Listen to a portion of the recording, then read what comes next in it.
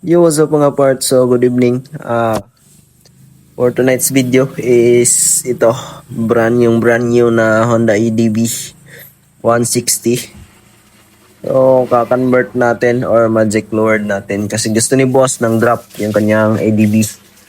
So, syempre, anong gusto ng mga bossing natin. So,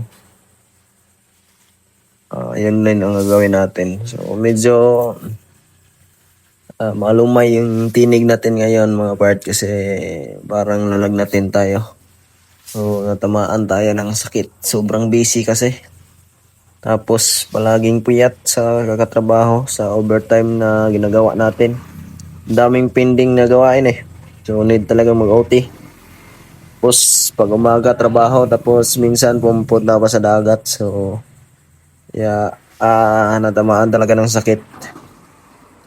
So, pero patuloy pa rin tayo. Hindi natin pwedeng ayawan yung mga magpapatrabaho na sa atin kasi yan yung bumubuhay sa atin mga part. So, yan.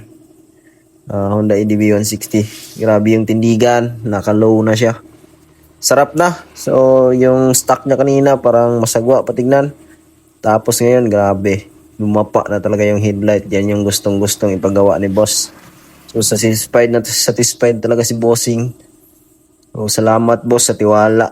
So, wala pang 1 month yung EDB ni boss. Pinawasak niya na agad sa atin. So, babalik pa daw siya. Marami pa daw siyang ipapagawa sa kanyang EDB. Magpapalit siguro to ng mugs. Grabe.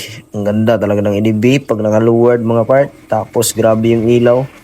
Bagay na bagay talaga sa kanyang dating. Sobrang solid. Grabe yung EDB. Napakalinis. At napaka-solid tignan. Lalo na sa personal mga part, grabe.